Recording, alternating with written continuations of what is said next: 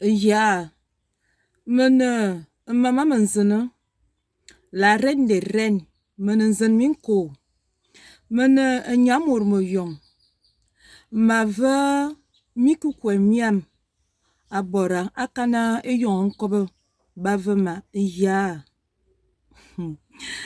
Coucou famille, ma ve mina mbolani, maman zene, ah, maman zene après son live céleste, avait reçu 2 semaines de vacances bien méritées pour le travail abattu jusqu'ici. Malheureusement, ce long jour de congé a été interrompu une fois de plus par le travail. Famille, le travail est raison pour laquelle nous sommes là. Alors, pour commencer, je fais comme ça une dédicace au maître Paka de l'association de la Fédération gabonaise des traditionalistes des rites et traditions du Gabon. Je fais une dédicace, il n'aime pas qu'on l'appelle ainsi, à Tarenze et Koropolo, c'est cela. Lui aussi membre de la Fédération gabonaise traditionnelle de ces rites. J'avance, famille. Le message adressé ce matin, celui-là, il est un tout petit peu particulier. Il est d'une importance capitale. Pourquoi? Parce qu'il parle de nos enfants. Il parle de nous, les hommes et les femmes traditionnels, de ceux-là qui sont appelés Nganga. Peu importe le domaine dans lequel nous exerçons, dans lequel tu exerces, dès lors que tu es appelé Nganga, dès lors que nous t'avons établi, que nous t'avons envoyé sur terre avec ce don pour soigner, pour aider, tu es appelé Nganga. Il y a d'autres noms d'appellation pour affirmer ici le degré de tout un chacun. Alors, nous avons le degré de maître. Lorsqu'on t'appelle maître, famille, lorsque tu es appelé maître, parce que pour ce qui est de tout un chacun, l'entité dit à tout un chacun de comment il doit être appelé. Alors, ici, le sujet, c'est celui d'Nganga. À cet instant, je m'adresse une fois de plus. Je me dirige vers le président de la transition, je cite, Monsieur Olingi Nguema, président de la transition gabonaise, président de la transition gabonaise, chef de l'État. Ce message vous est adressé pour dire quoi? Pour dire que ce matin, je viens parler des hommes, des femmes appelés Nganga, qui sont des hommes et des femmes gardiens du temple. Ici, pendant longtemps, nos frères pygmées ont été pendant longtemps marginalisés. Marginalisés pourquoi? Parce qu'ils ont gardé en eux cette authenticité de leur être, de leur pratique, de leur tradition. Ils ont gardé cette authenticité qui fait d'eux des êtres très particuliers. Mais ils sont appelés des Nganga. Alors, autrefois, par nos pères et de nos mères qui ont été gardiens et gardiennes des temples, qui ont exercé, qui ont travaillé, chacun d'eux, de leur manière, de comment il leur a été recommandé de travailler. Ils ont apporté un plus au développement de ce qui est la tradition, au développement, à la connaissance, à la découverte de ce qui est la tradition. Dans la tradition, nous avons ce qu'on appelle aussi la culture, le développement, le tourisme. Il y a plusieurs branches qui ressortent de la tradition.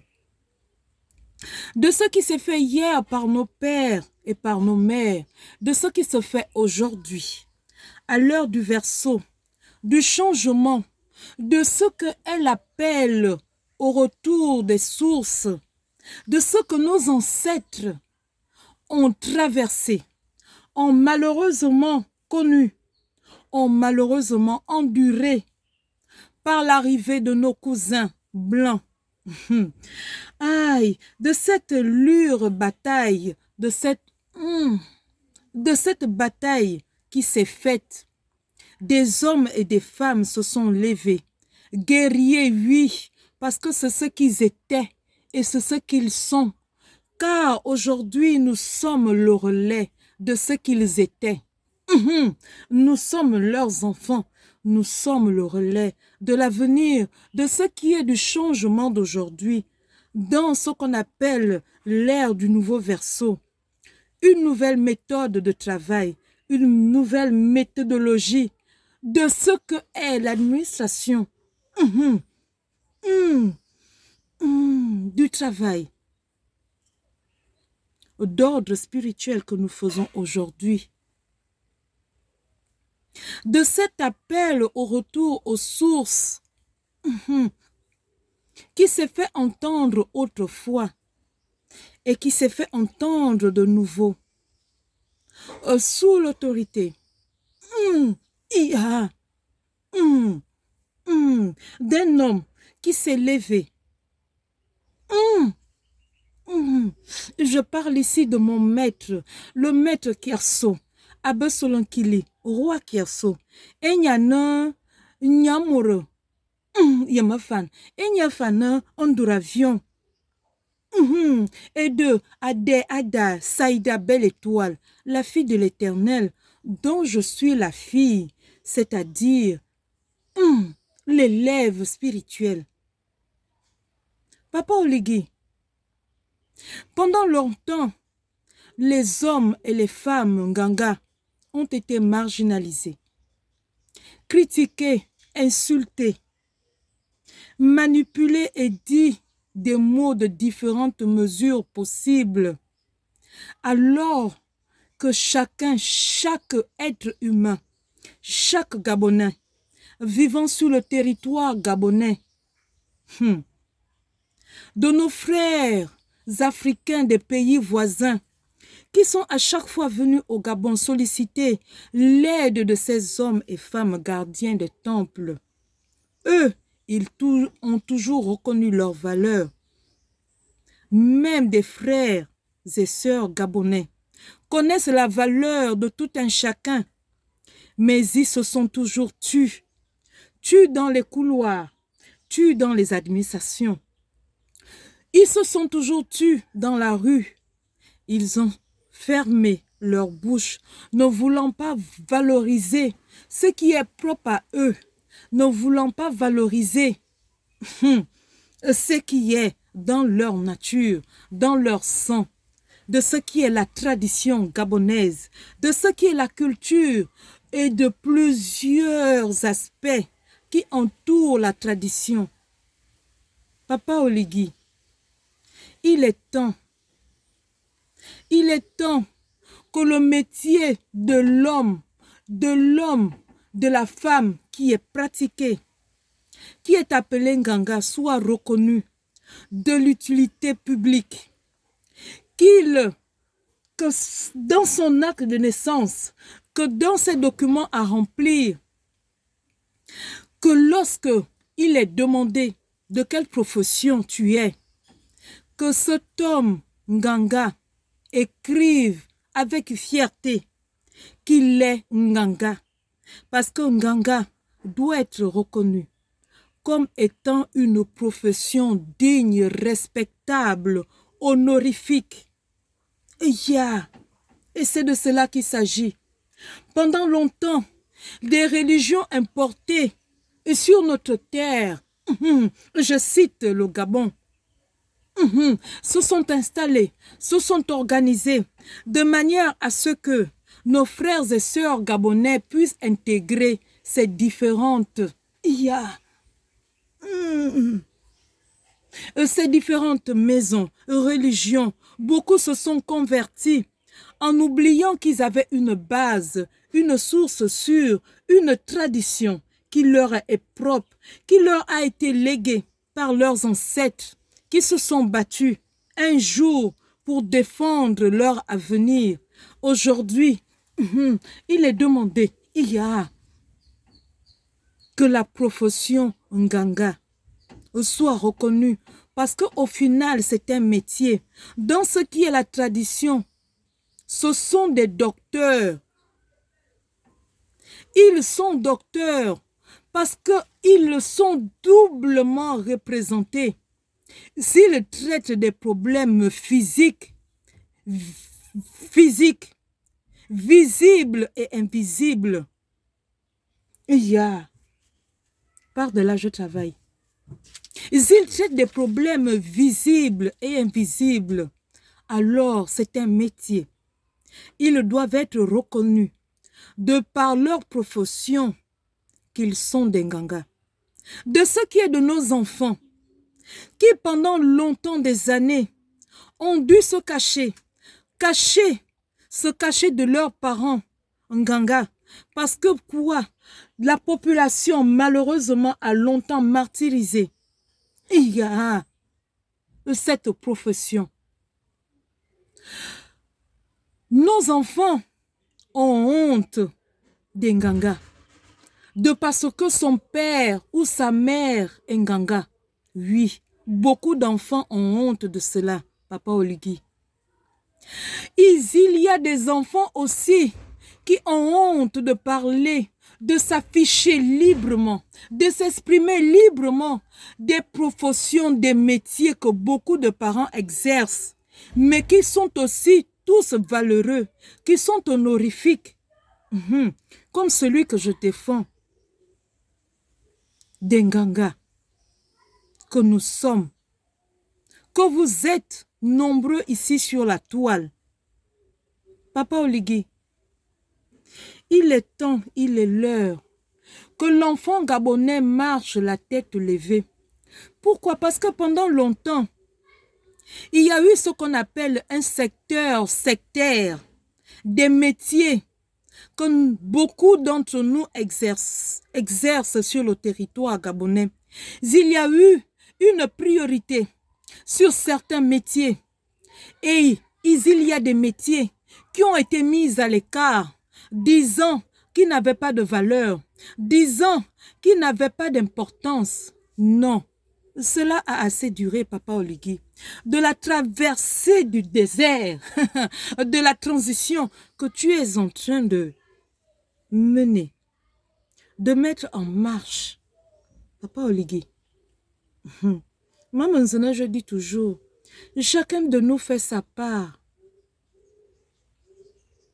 Au fauteuil de président auquel vous êtes assis, au mien, de parce que je suis, il y a ce que je suis grâce à celui qui me gouverne.